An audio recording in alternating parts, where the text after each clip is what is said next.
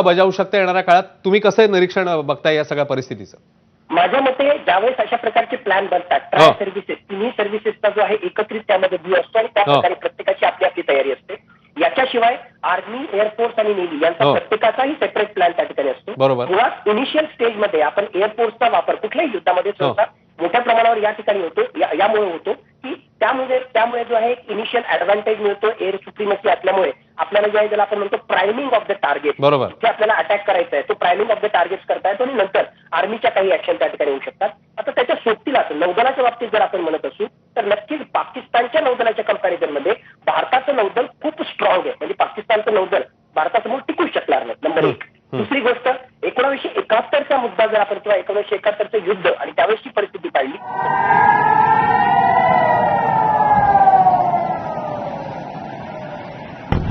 नक्की सर, तुम्हाला थोडंसं थांबवतो. जैसलमेरची काही दृश्य समोर आलेली आहेत, कारण तिकडे देखील पाकिस्तानने हल्ल्याचा प्रयत्न केलेला होता.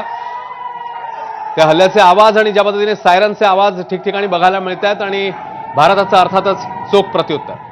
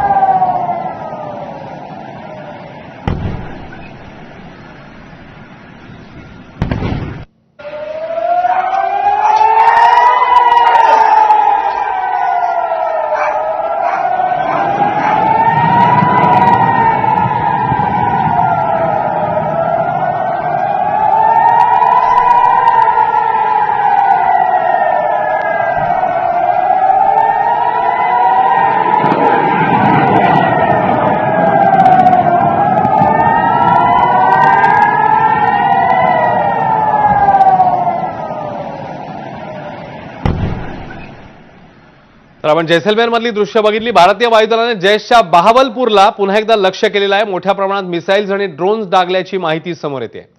पुन्हा एकदा सतीश ढगे सरांकडे जाऊया. ढगे सर, जैशचं मुख्यालय याआधी आपण बघितलेलं होतं, जो एअर स्ट्राईक आपण केलेला होता 9 दहशतवादी तळांवर, तेव्हा त्याचं नुकसान आधी आपण केलेलं होतं, जमीनदोस्त केलेलं होतं. मात्र त्याच बहावलपूरला पुन्हा एकदा आपण टार्गेट केलेलं आहे. ढगे सर, नक्कीच बहावलपूर जे आहे एक अत्यंत महत्वाचं पाकिस्तानमध्ये टेररिझमचं सेंटर राहिलेलं आहे. आणि आपण जसं जाणतो आपल्या माहितीच्या अनुसार जैश ए मोहम्मदचा